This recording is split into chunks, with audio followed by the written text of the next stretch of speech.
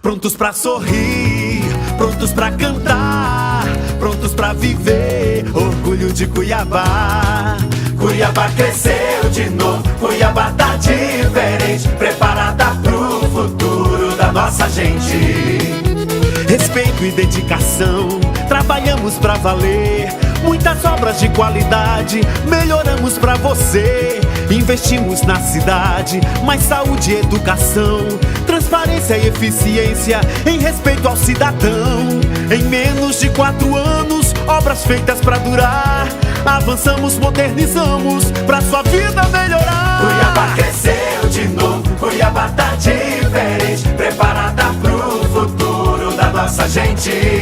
Cuiabá cresceu de novo, Cuiabá tá diferente, preparada pro futuro da nossa gente. Prefeitura Municipal, Cuiabá preparada para o futuro.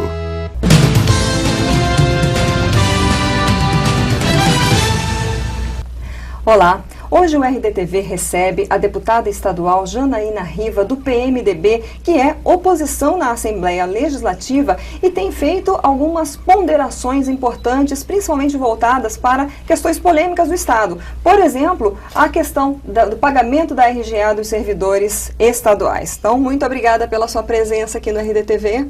Eu que agradeço mais uma vez essa oportunidade. É muito legal estar inovando aqui também, fazendo aqui o RDTV News e fazendo também o ao vivo com vocês no Facebook. Estou muito honrada pelo convite e me sinto sempre muito à vontade aqui, tá? Então eu que agradeço o convite e espero contribuir aqui para que nós possamos falar um pouquinho sobre a política do nosso estado. É isso mesmo, hoje nós estamos também transmitindo ao vivo, pela primeira vez uma live no Facebook e as pessoas vão se acostumar, nós vamos fazer mais vezes isso e vamos começar então falando sobre a questão da votação, né, das leis, a Lei Orçamentária Anual, a LDO, que está aí na Assembleia em tramitação. Havia aí uma possibilidade de ser votada ontem, foi adiada, né? A sua posição é justamente de cobrar do governo, principalmente alguma definição quanto aos servidores estaduais, né? É um dos pontos polêmicos que tem surgido aí. Como é que foi ontem esse trabalho? Como é que está esse trabalho de negociação lá na Assembleia? Eu tenho uma preocupação muito grande com as minorias. Dentro dos servidores públicos, eu encontrei ali, na verdade, uma classe que estava sem representatividade dentro da Assembleia. O que aconteceu no passado, que é o que o governo alega, que aumentaram salários, os salários foram aumentados abusivamente, etc., isso não pertence a mim como deputada estadual de primeiro mandato e também não é culpa dos servidores públicos. Agora, o que nós não podemos deixar acontecer é deixar de que seja corrigido o índice inflacionário no salário desses servidores. Nós vivemos um momento de crise econômica no nosso país. O presidente Michel Temer está deixando isso muito claro com a PEC do teto e etc. Nós não sabemos o quanto a inflação pode subir. Então, a minha preocupação é que essas pessoas acabem ficando com um salário defasado se não for feito esse reajuste, que não é um aumento. Tanto é que a PEC do teto, 55, e eu faço questão de acompanhar a Rádio Senado. Ontem, quem me acompanhou nas redes sociais viu que eu estava ouvindo a Rádio Senado, que esse foi o assunto que tomou conta ontem da Rádio Senado, e eles diziam justamente isso: não vai ser possível aumentar o salário dos servidores por um certo tempo. Mas essa correção inflacionária, ela se faz necessária. Imagina subir o preço do feijão 19%. Então, 19% vai ficar mais caro na hora de se comprar o feijão. Quando você vai fazer esse reajuste salarial dos servidores com base no índice inflacionário, é justamente para que ele continue a comer aquele feijão que ele comeu no ano passado. Então não é um aumento.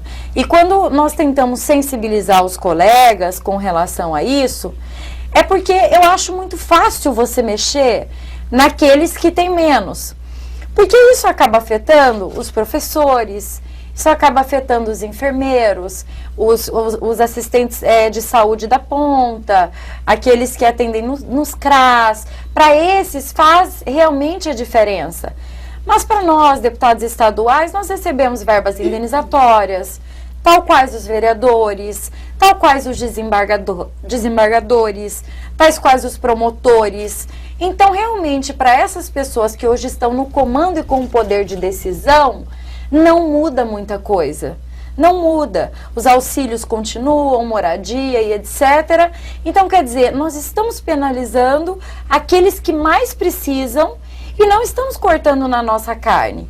Por isso que eu digo e disse na Assembleia Legislativa que eu sou a favor da reforma tributária, mas ela tem que andar junto com a reforma administrativa, porque o Estado tem que dar a demonstração: olha, servidor, eu não tenho condição de te pagar, mas, em contrapartida, eu vou cortar cartões corporativos, eu vou cortar viagens ao exterior, eu vou cortar diárias, eu vou cortar indenizatórias, eu vou cortar auxílios, e eu não vejo o Estado fazer isso.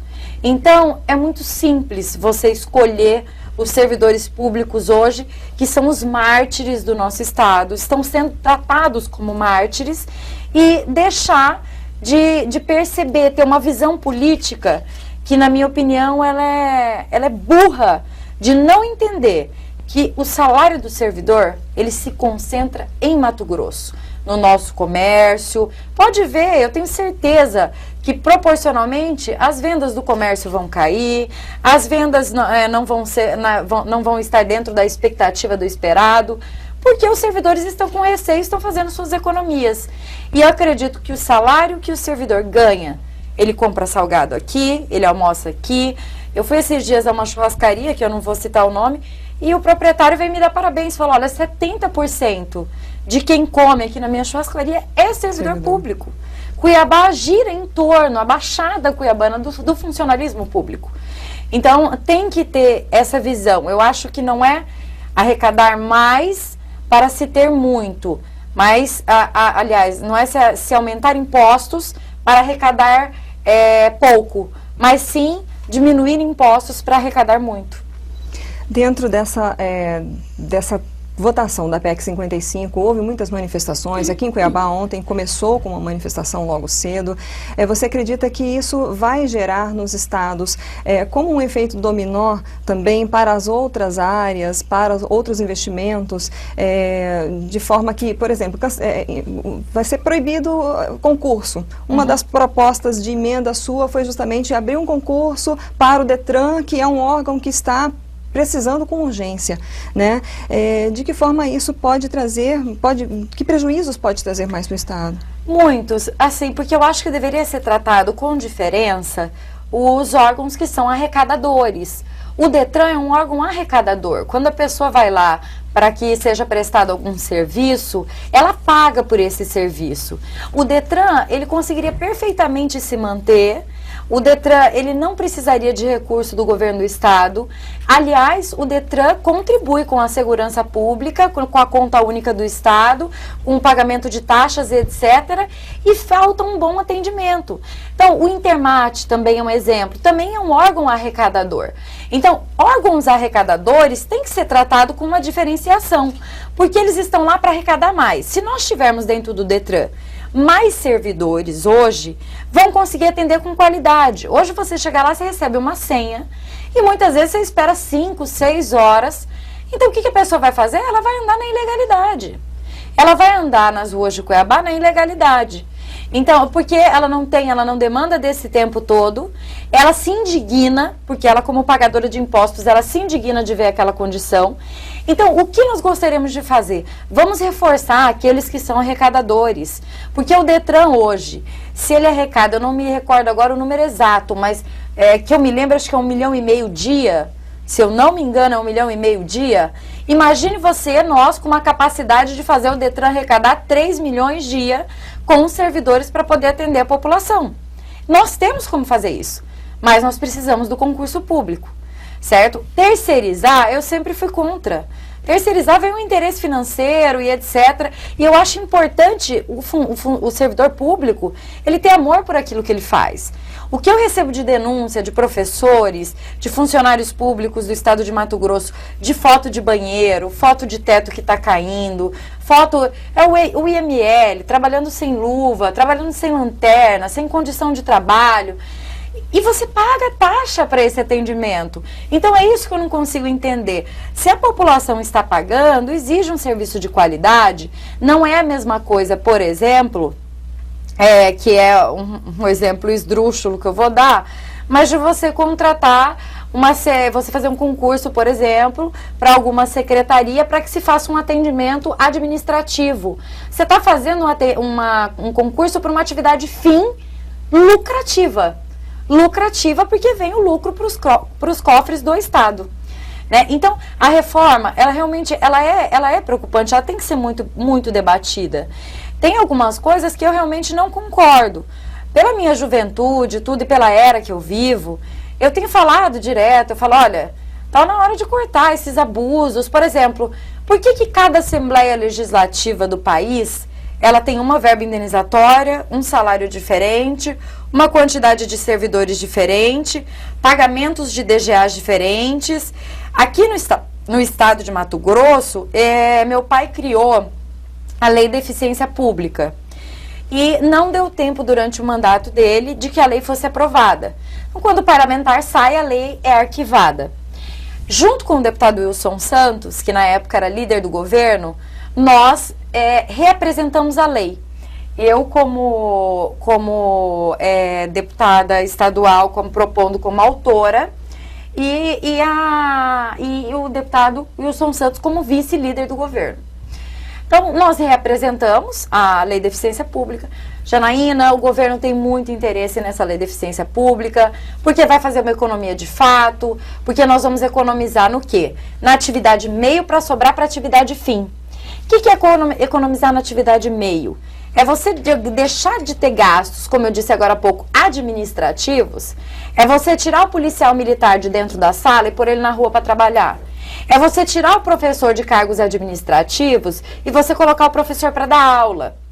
Então, são casos que, obviamente, não são medidas populares, são medidas impopulares, mas que se fazem necessárias nesse momento. E a lei nunca andou. Eu nunca vi esse interesse realmente do Estado em fazer andar. E o presidente Michel Temer, na minha opinião, com a PEC 55, ela é mais ou menos uma lei de eficiência pública que nós já tínhamos apresentado aqui em Mato Grosso. Uma lei que limita gastos, uma lei que limita contratações, uma lei que tem série de coisas que beneficiariam muito o Estado.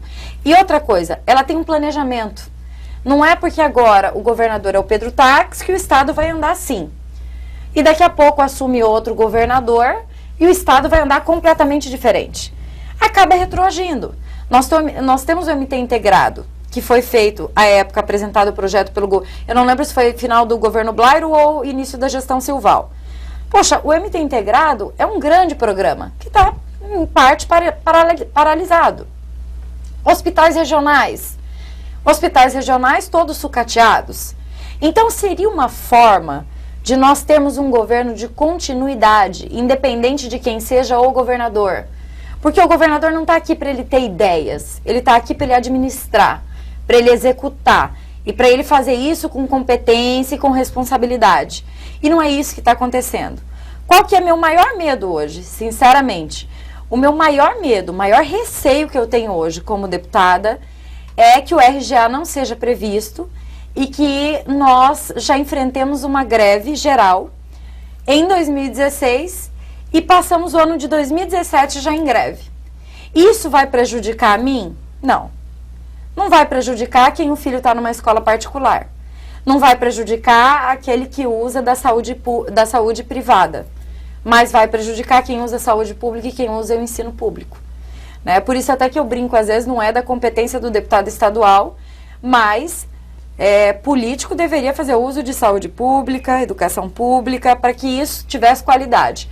Eu tenho certeza que se houvesse esse interesse, haveria essa necessidade de se investir mais em saúde, educação, segurança, que não é o que ocorre hoje. Às vezes até algumas pessoas me perguntam, mas por que você não começa dando exemplo? Que louco vai pegar o seu filho com possibilidade de levar ele em um hospital, que ele vai ser atendido imediatamente, vai levar ele no pronto-socorro para ele ficar olhando para o lado e ver 15, 20 morrerem num prazo de 24 horas. Quem dera todos tivessem a oportunidade de levar num hospital particular, né? Quem dera. Ou pelo menos Quem o dera. sistema público funcionasse. Nós estamos fazendo, até para esclarecer quem acompanha pelo site, nós estamos fazendo ao vivo pelo Facebook, né, essa transmissão. Infelizmente o meu tablet está travando aqui, eu não estou conseguindo ver as perguntas, as pessoas que estiverem participando aí, até o pessoal que está de apoio, se quiser passar alguma pergunta ainda que der tempo para a gente fazer, né? Eu estou tentando aqui reiniciar e não estou conseguindo verificar, mas eu sei que tem muita gente já acompanhando, muita gente fazendo os comentários, mas a gente continua aqui.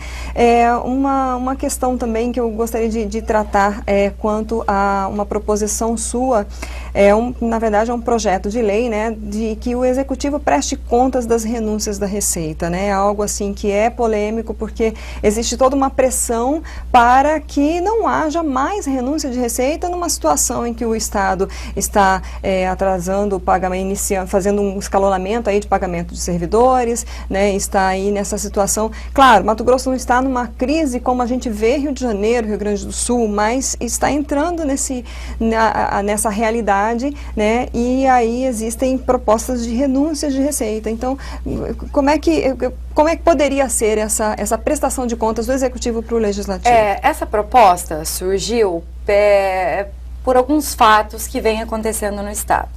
Fatos que sempre ocorreram, né? Eu odeio hipocrisia, dizer que agora isso está acontecendo. Não, sempre aconteceu de terem os privilegiados dentro de Mato Grosso. Uma coisa que é estarrecedora é você ver algumas renúncias fiscais em um momento que o Estado não vive um bom momento, como você disse, mas apesar disso, eu quero deixar bem claro, muita gente não sabe. Mato Grosso ainda está entre os 3 estados que mais crescem no país. E é o segundo com o menor risco de investimento do país. Nós somos sim um estado rico. Nós estamos tendo dificuldades administrativas. Esses dias uma tia minha chegou para tomar café comigo e contaminada por um discurso de que Mato Grosso estava nas trevas. Falei, não, você está muito enganada. Mato Grosso não está nas trevas.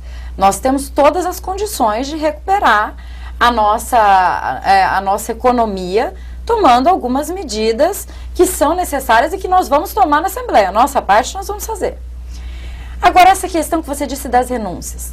Veja bem, nós acabamos de assistir uma delação premiada do Giovanni Guisardi, empresário, família conceituada no estado de Mato Grosso, que disse ter apoiado o governador do estado com 300 milhões de reais. Disse o Giovanni que isso foi uma doação de praxe, como eu disse agora há pouco, isso sempre aconteceu. Mas disse ele que ele fez essa doação de 300 milhões para que ele não fosse vetado do governo, vetado de licitações, fosse perseguido ou fosse alguma coisa assim, porque sabia que era um governo que sairia vitorioso. Mas também deu uma declaração dizendo que houve um investimento do senhor Alan Maluf. E que o investimento ele é diferente da doação. E eu achei interessante essa colocação dele, porque toda a minha vida eu vi isso. Eu cresci na vida pública. Desde os meus 14 anos, eu acompanhava meu pai na vida pública. Então, o que ele fez ontem foi, na verdade, dizer uma coisa que todos nós já sabíamos que acontecia. O que é um investimento? O empresário, Alan Maluf, doou 10 milhões, que eu não sei se foi caixa 2 ou não, eu pedi a minha assessoria que levante as declarações oficiais, mas eu acredito que sim, e que esses 10 milhões foram investimentos. O que é esse investimento? É você dar renúncia fiscal para a empresa, é você beneficiar algumas empresas, em detrimento de setores. E aí, essa pessoa vai receber de volta não só os 10 milhões que ela investiu, mas juros, correções, como se o Estado funcionasse como uma factoring. Então, a renúncia fiscal tem que ser transparente. A renúncia fiscal não pode ser uma para uma loja e uma para uma loja que está do seu lado. Como que você vai concorrer comigo se o meu imposto é 5, 10% menor do que o imposto que você paga? O meu preço, obviamente, vai ser menor. Então, a renúncia fiscal, se não for transparente, ela é sim uma corrupção. Então, essa é a preocupação. A gente ainda não sabe o que vai desenrolar de tudo isso. Mas eu achei interessante nas declarações que ele deu, que ele, pela primeira vez, eu vi alguém falar a verdade de como sempre funcionou o estado de Mato Grosso. Então, pessoas que investem, não pensando no bem-estar do seu estado, mas pensando em depois, através de renúncias e incentivos, recuperar aquele dinheiro que ele investiu e ainda lucrar com isso. Bom, nós temos perguntas de internautas, pessoal que está nos acompanhando aí. A gente está com como aqui, saiu aqui, Gilberto. Um delayzinho, está com atraso. É claro, gente, nós estamos fazendo isso, essa transmissão pela primeira vez ao vivo, testamos tudo antes, mas às vezes acontece, né? Até acho que pela demanda, às vezes vai aumentando o número de pessoas que a gente vê que tem tá muita vendo. gente, mas aí no RD News, no Face do RD News tem aí quase 2.000 pessoas já acompanhando em tempo real, e a gente vai então mais um pouquinho com a entrevista aqui, deixa eu ver como é que nós temos aqui de pergunta. Djalma Capistrano, o projeto de lei já é de seu conhecimento, já falamos aqui, Djalma, do projeto de lei, a PEC 55, na verdade, né? As perguntas propostas na rede social, é isso que nós estamos tentando aqui, viu, Amador Nunes, também colocar as perguntas que vocês estão mandando aí. Tem uma pessoa que está comentando sobre a questão do histórico das denúncias quanto ao seu pai. Né? E a gente, até o RDTV já entrevistou a deputada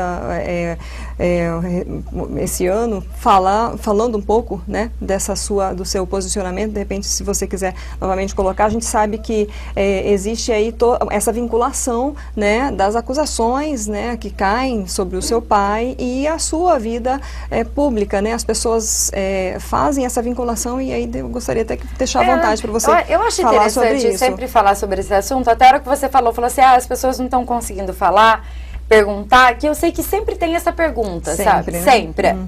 Primeiro assim, não sei se às vezes por eu ser mulher e tal, e ter começado muito jovem, essa é uma questão que deixa as pessoas muito curiosas.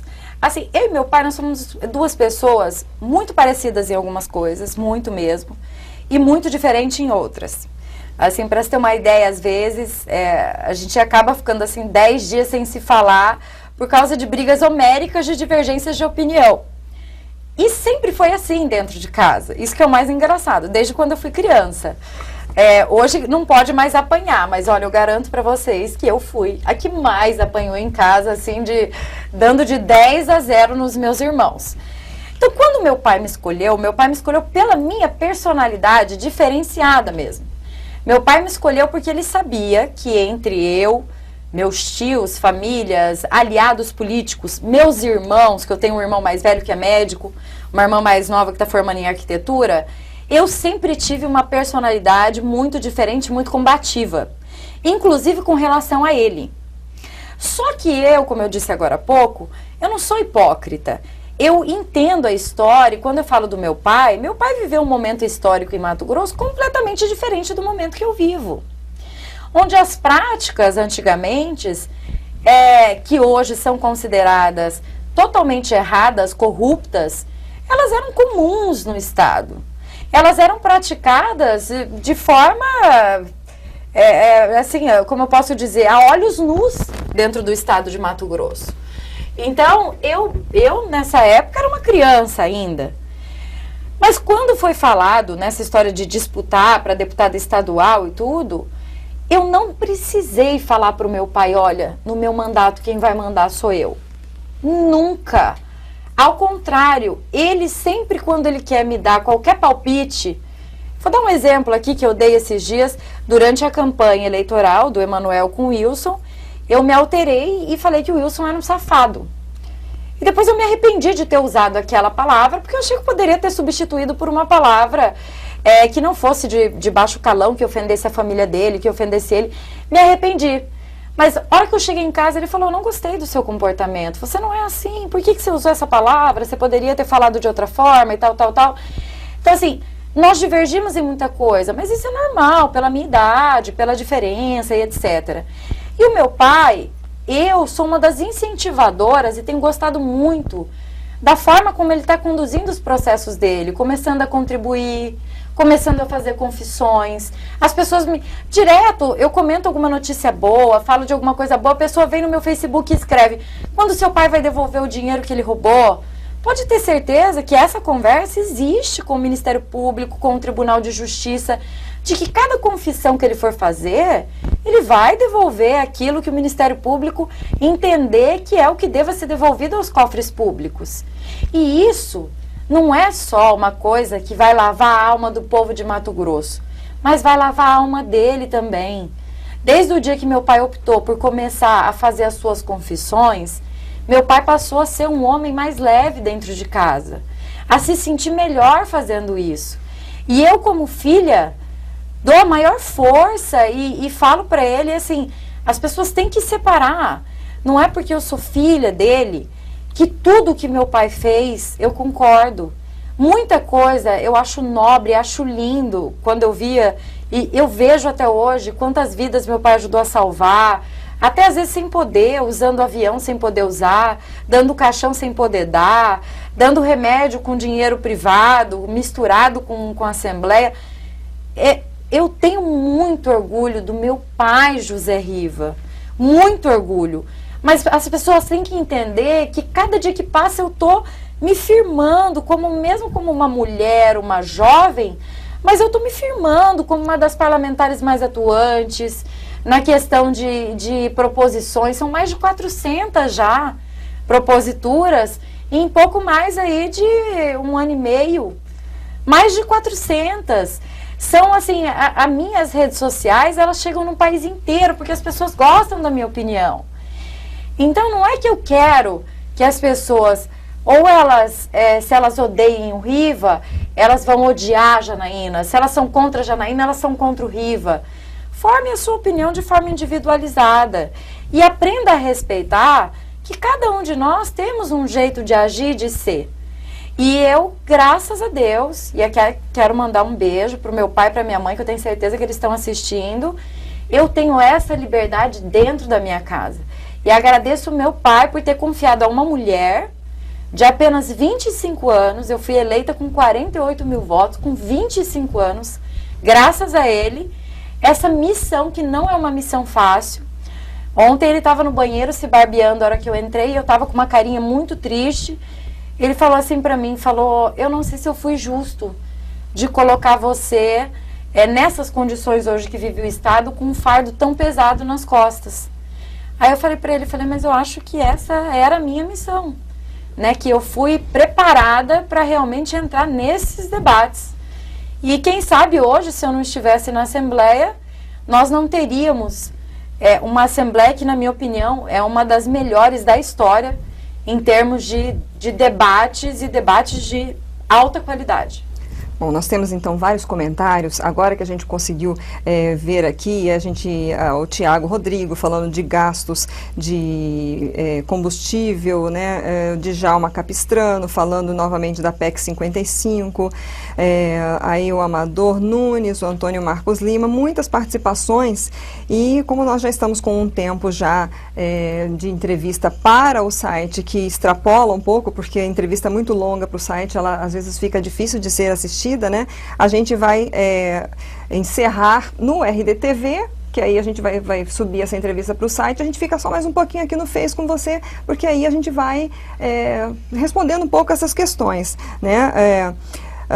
Alex Frisseri Mota, olha só, falando que os servidores não podem pagar a conta pelo desgoverno do Estado, falando de aumento de previdência, né? Preocupante. Abraão aqui dos Santos Carvalho perguntando se é possível retirar esse governo. Então as pessoas assim estão bastante antenadas e até preocupadas com a situação, né? Eu vou deixar aqui uma pergunta para ser respondida assim que a gente terminar. Continuamos no Face, então você que acompanhou pelo site pode ir lá para o Face acompanhar a live. E a pergunta que eu vou deixar do Emerson Ribeiro: nobre deputada, você está rodeada de lobos da política, como você consegue estar no meio dessa corja e consegue não se misturar nas falcatruas que eles armam contra o povo? Isso aqui é uma opinião própria do Emerson, infelizmente está colocando todos na mesma situação, mas assim, o que ele acho que ele quer perguntar é como você consegue ser uma parlamentar séria, né, diante de uma situação, às vezes, que você pode ver